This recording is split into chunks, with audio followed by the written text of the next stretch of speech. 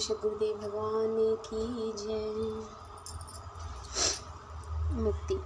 प्राकृतिक कर्म वासना ताना, संसृत दुख जग जीव विधाना।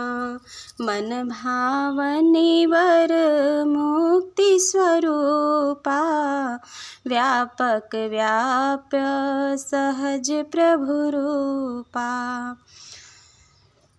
प्राकृतिक कर्म वासना जीव के बंधन के लिए जाल की तरह है। संसार के जीव ईश्वरीय विधान से कर्मों का फल संसारिक दुख के रूप में प्राप्त करते हैं। मुक्ति का स्वरूप श्रेष्ठ मनोकूल परिस्थिति के रूप में है। सहज स्वाभाविक रूप से प्रभु का अस्तित्व सृष्टि में व्यापक प्रत्यक्ष अनुभव में आता है। दोहा।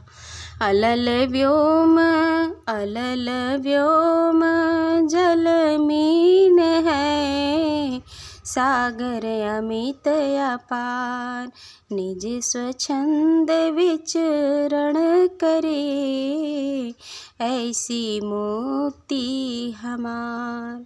ग्रंथकार ने इस दोहे में मुक्ति के स्वरूप का वर्णन दो उदाहरणों के द्वारा किया है। जिस प्रकार अरल पक्षी आकाश में और मछली जल में अनंत जल राशि महासागर में स्वतंत्र होकर अपनी इच्छा के अनुकूल भ्रमण करती है, उसी प्रकार मुक्त आत्मा अनंत महाप्रभु के आधार पर स्थित होकर स्वेच्छा से अव्याहत गति द्वारा भ्रमण करता है। प्रार्थना। विश्वराज विधान प्रकाश किया, भूमाहि प्रचार विचार किया। अध्यात्म धरा सुख शांति बने, गुरुदेव दया कर दीन जने। नीति परा एक साथ रहे, भूव्यापक तब प्रचार रहे। सदग्रंथ घर घर पूर्ण बने, गुरुदेव दया कर दीन जने। ग्रंथकार ने विश्वराज विधान नामक एक ग्रंथ की रचना की है, जो विश्व के सारे देशों की प्रशासन व्यवस्था चलाने के लिए अनुकूल है। उसी का संकेत करते हुए उन्होंने गुरु प्रभु से प्रार्थना की है। मैंने विश्वराज विधान नामक ग्रंथ की रचना की है और उसका प्रचार सारे विश्व में करने का विचार किया है। हे गुरुदेव, इस दीन अधीन भक्त पर दया करें और सारी पृथ्वी पर अध्यात्म सुख शांति को भरपूर करें।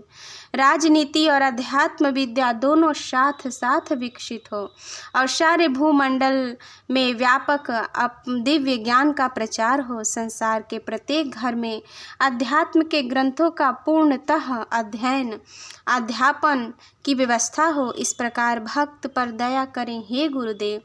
श्वेत ध्वजा फहराए परा, अंकित मंगल शुभ्र बरा। भूमंडल व्योम प्रकाश बने, गुरुदेव दया कर दीन जने।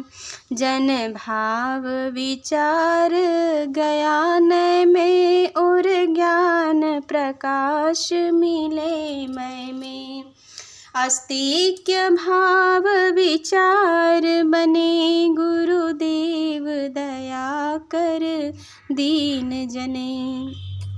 हे गुरुदेव, सारे विश्व में ब्रह्म विद्या के श्वेत अंकित मंगलप्रद तथा श्रेष्ठ ध्वजा फहराया जाए। सारे विश्व में चेतन गगन का प्रकाश छा जाए। आप इस दीन अधीन शरणागत सेवक पर दया करें।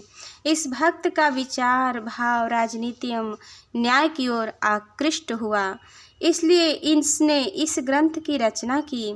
सारे व्यक्तियों के हृदय ज्ञान लोक से प्रकाशित हो और उनमें परमात्मा के अस्तित्व एवं प्रेम भाव और आस्था का भाव दृढ़ बने। आपसे मेरी ऐसी बार बार प्रार्थना है, आप इस सेवक पर दया दृष्टि करें।